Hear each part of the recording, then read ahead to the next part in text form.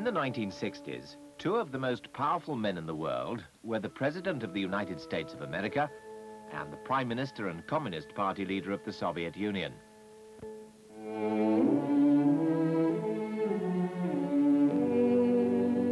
In the autumn of 1962, they clashed over a Caribbean island near the United States and brought the world closer to nuclear war than at any time since 1945. The island was called Cuba. Until 1959, its capital, Havana, was the center of a military dictatorship under President Batista. He'd come to power in 1952. At first, he'd promised reform, but his government ruled by force and became corrupt. Cuba, known throughout the New World as the rich Americans' playground, was tailored to their needs and tastes. United States influence didn't end on the nightclub floor. It was the dominant fact of Cuban life. American investment was huge, giving them great influence and power. They owned the banks and many of the larger farms, too. Yet in the countryside, Cuba's peasants were without land, lacked machinery, and lived in poverty. The economy relied on sugar. Only if the crop was good and world sugar prices high could Cuba do relatively well. The biggest symbol of American influence was at Guantanamo Bay, a huge air and naval base leased for 99 years. By the late 1950s, Batista had become increasingly harsh. His opponents were dealt with ruthlessly. Then, in December 1956, a few anti-Batista revolutionaries led by Fidel Castro landed in Cuba. It was a disaster. Most were destroyed by Batista's forces, but a few managed to escape to the Sierra Maestra Mountains, remote, inaccessible, and safe. Here, Castro began to build a revolutionary base. He persuaded many villagers to support him and educated them in his political aims.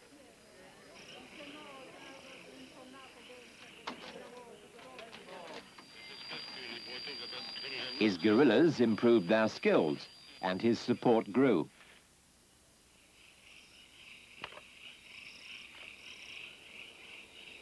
By 1958, his hard core of only 300 men was enough to resist a major attempt by the Cuban army to destroy him.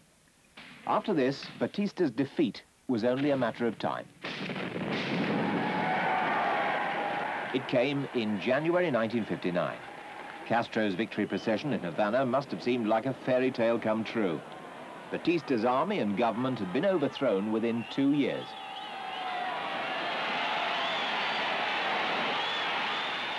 Castro was only 32. He seemed to sum up a new hope. One of his first steps was to punish those guilty of atrocities under Batista. It was obvious that the accused were going to be found guilty, and most of them probably were.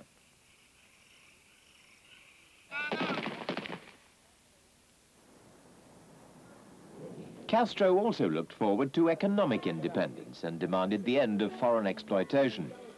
Throughout the year, private companies, mainly foreign-owned, were taken over.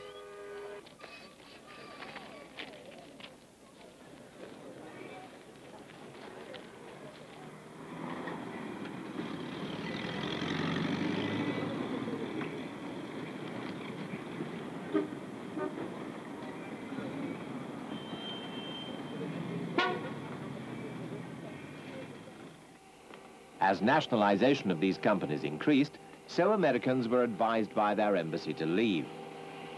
Finally, the American ambassador himself went in October, leaving his gleaming white embassy in Havana empty. The economic relationship on which Cuba had relied, for good or ill, for 100 years had been broken. That way of life was finished. Sugar, the mainstay of Cuba's economy, was no longer being bought by the Americans. Who was going to take their place? The Russians. In February 1960, Mr. Mikoyan, the Soviet vice premier, visited Havana and signed a huge economic agreement. Russia would buy 1 million tons of sugar a year and give Cuba a large loan for 12 years. Nothing could have marked Cuba's political shift away from America more dramatically. The island was already a political issue there, and one that was to dog the new American president in Washington from the day of his inauguration.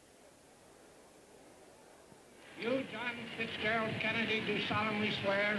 I, John Fitzgerald Kennedy, do solemnly swear. That you will faithfully execute the office of President of the United States. That I will faithfully execute the office of President of the United States.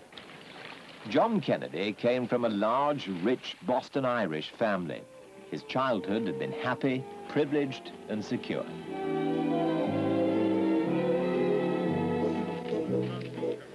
The young Kennedy grew up to be a social success as well. That seemed to be the beginning and end of his concern. In 1941, he joined the Navy and later fought in the Pacific War. Kennedy's experiences there, including the sinking of his torpedo boat, his wounding, his survival and slow, painful recovery, matured and steadied him.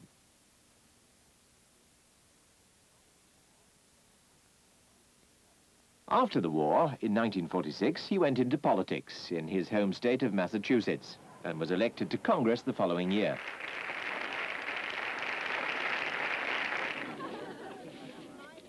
It was now that Kennedy began to develop the campaigning style that was to help him to the presidency. With the weight of the Kennedy family's ambition and money behind him, and his own charm and intelligence, he could hardly fail. In 1952, he was elected to the Senate. In 1953, he married Jacqueline Bouvier, a woman as beautiful as Kennedy was handsome. The Kennedy success story continued with his winning the fight in 1960 to be the Democratic Party's presidential candidate.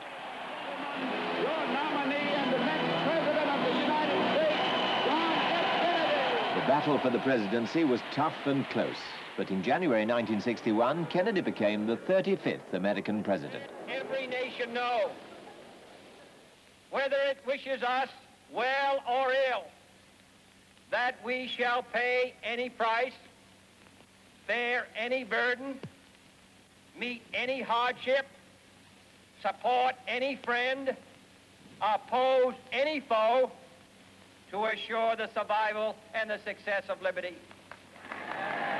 The triumph of elections soon faded as real problems crowded in on him. At their head, Cuba. America was divided. Some supported the anti-Castro groups, others backed the revolution. In April 1961, at the Bay of Pigs in Cuba, 1,400 Cuban exiles, secretly prepared and supported by the Americans, landed to overthrow Castro's government.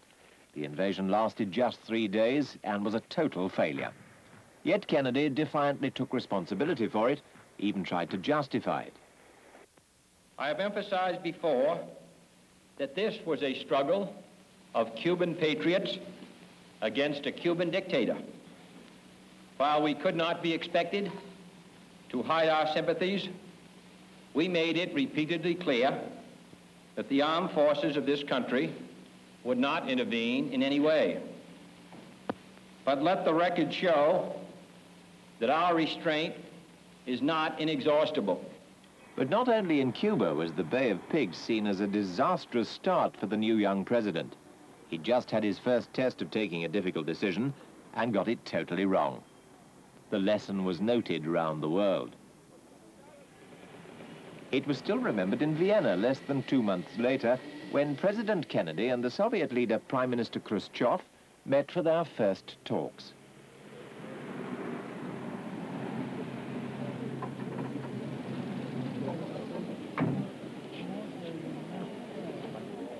The meeting gave them a chance to weigh each other up. The two leaders did most of the talking. Khrushchev made no concessions. Kennedy felt he'd made no impression.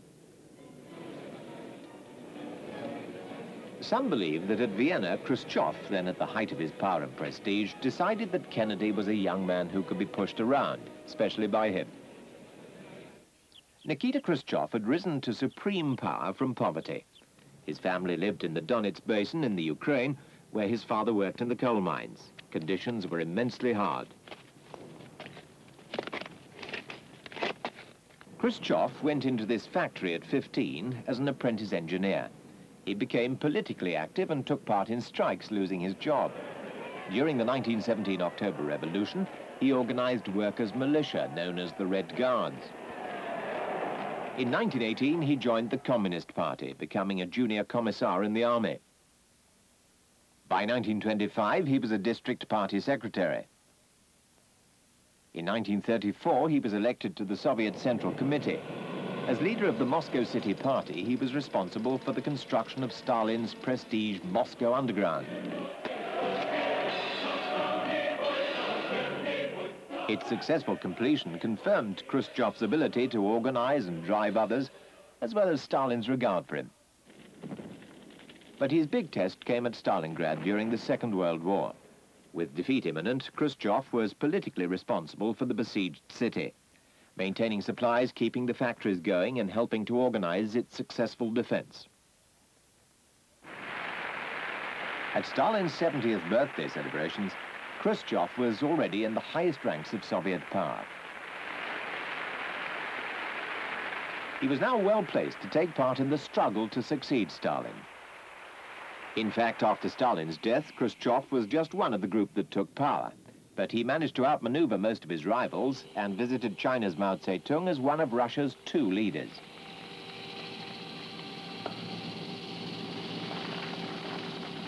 On his world tours, he adopted a showy, popular style, catching the headlines.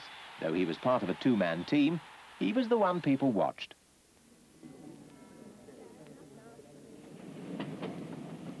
At home, his style was also different. Stalin had never visited the people or courted popularity, but Khrushchev wanted popular support, and this demanded a new approach.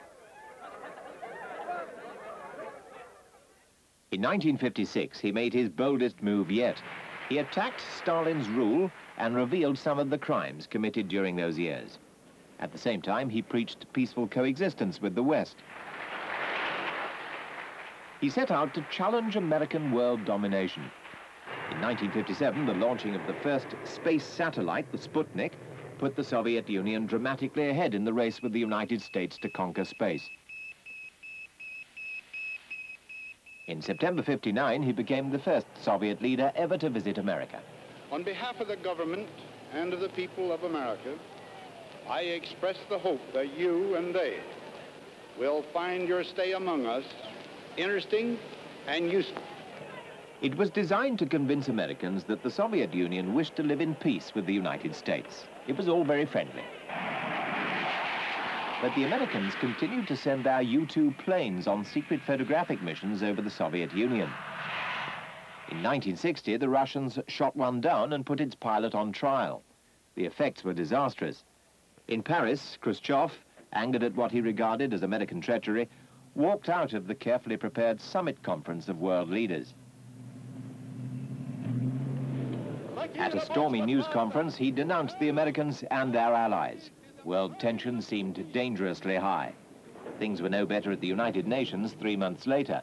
The United Kingdom will gladly allow any form of inspection and control that is accepted by the Soviet Union. A large number... But I'd like it translated if you would.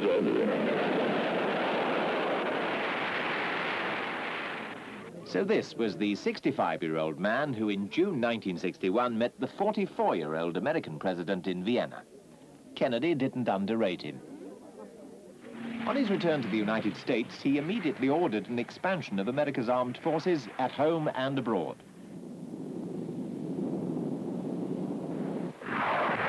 Between 1961 and 62, Kennedy increased the defense budget 3 times. The next crisis was in Berlin.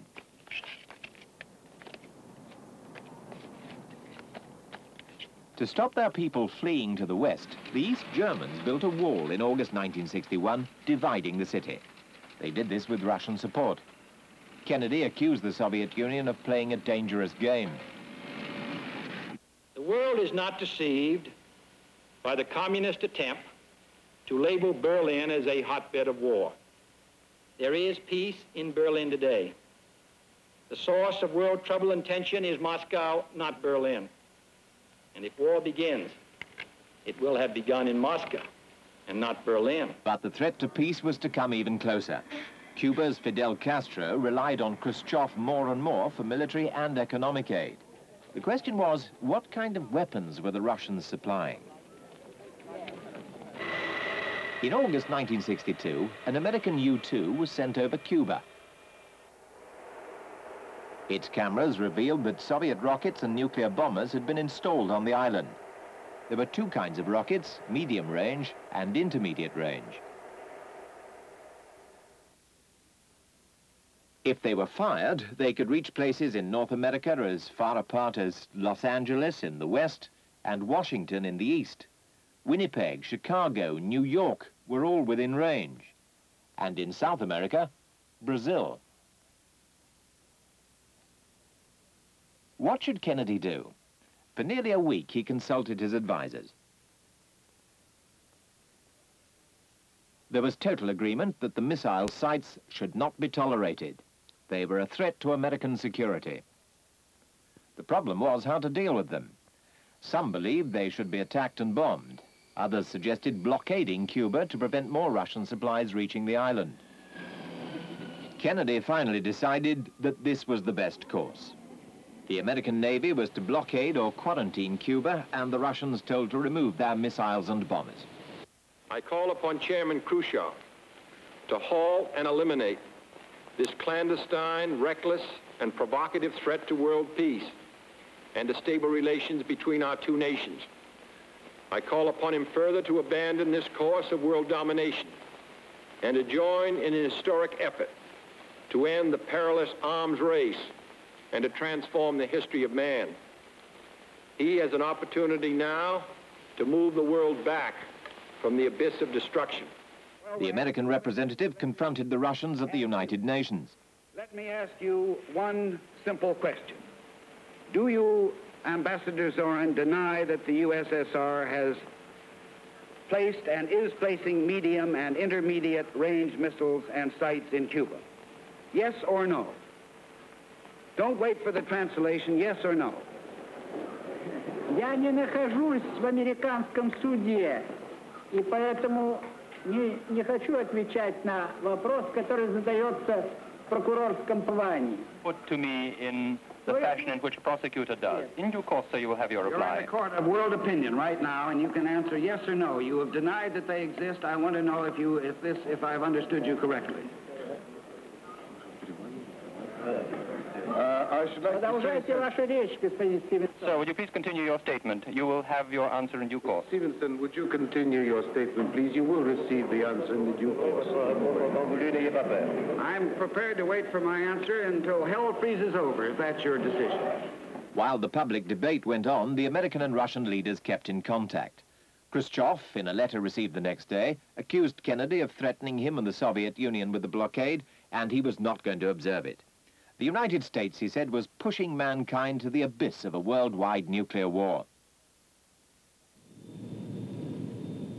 In fact, the Russian ships bringing more rockets to Cuba soon began to slow down, indicating they were not going to challenge the American blockade. But Kennedy still had to get rid of the missiles and told the Russians this. Khrushchev thereupon sent two messages, one reasonable, the other uncompromising. The first said that if Kennedy would promise that America would not attack Cuba and would lift the blockade, then the question of removal or destruction of the missile sites would be an entirely different one. Kennedy agreed to the terms of the first letter, and on the 28th of October, the Russians ordered their ships to return, taking the rockets with them. The Cuban missile sites were dismantled, and the world pulled back from the brink of a nuclear war. Now the way seemed open for a new approach. We must conduct our affairs in such a way that it becomes in the communist interest to agree on a genuine peace, and above all, while defending our own vital interests. Nuclear powers must avert those confrontations which bring an adversary to a choice of either a humiliating retreat or a nuclear war. To adopt that kind of course in the nuclear age would be evidence only of the bankruptcy of our policy or of a collective death wish for the world.